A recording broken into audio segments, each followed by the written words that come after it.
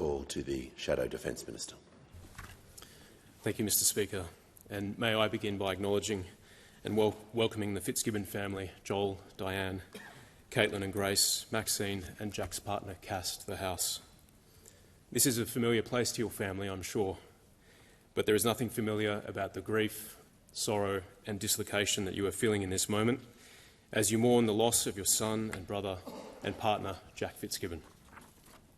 Many of us grieved alongside you on Monday in Cessnock as you laid Jack to rest, and I thank you for the hospitality and warmth that you showed us on the toughest of days. I'd like to say two things today in honouring Jack. Joel, we first met in Darwin in 2008 when you were Minister for Defence and I was a junior lieutenant. Then in 2009 you farewelled me and the member for Herbert in Townsville, along with the 1st Battalion Royal Australian Regiment Battle Group as we deployed to Afghanistan. I remember your warmth and ease with the troops and thinking that you'd be more than happy to trade your suit for a uniform and come with us. So I wasn't surprised at all on Monday that Jack joined the Australian Army, or as you shared, that you bought him Army T-shirts every year from a young age, and that he'd always had a passion for the ADF. He had a father who respected and loved our ADF, and that makes all the difference for young Australians choosing to enlist. We know that you shouldered a tough burden during your time as Minister for Defence. You sent me, the member for Herbert, and the member for Menzies to war, along with thousands of other young Australians. We were glad to go, as were our peers. But you also had the task of comforting the families of the fallen and attending the funerals of those young Australians tragically killed in action.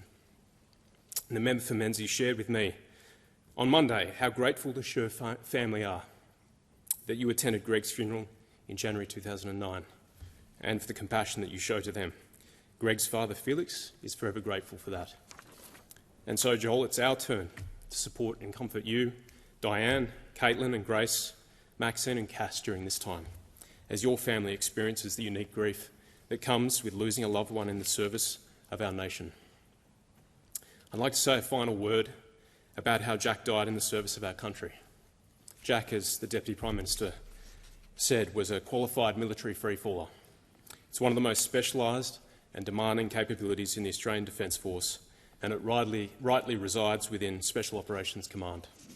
It's a capability that enables Australian special operators to insert clandestinely at high altitude in hostile and denied areas.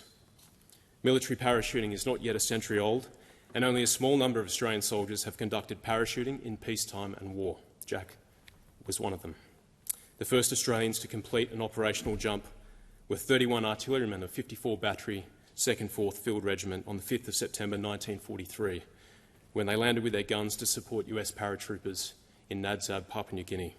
The Z Special Unit, the forerunner of the 1st and 2nd Commando Regiments and the SAS, conducted 20-odd operational jumps in World War II, including into Borneo in 1945.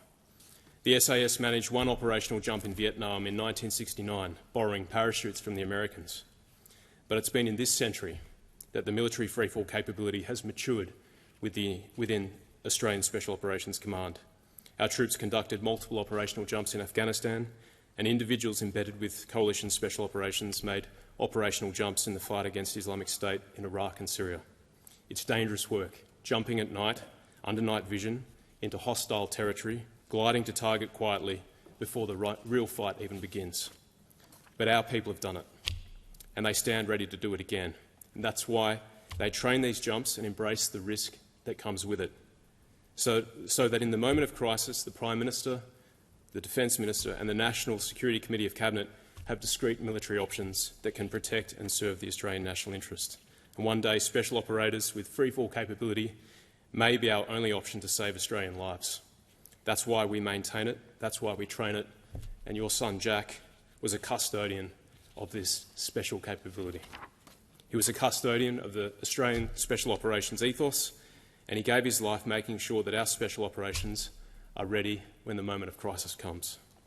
Mr Speaker, I know the 2nd Commando Regiment is proud of him, the Special Air Service Regiment is proud of him, we are all proud of him, and we will remember him. Thank you.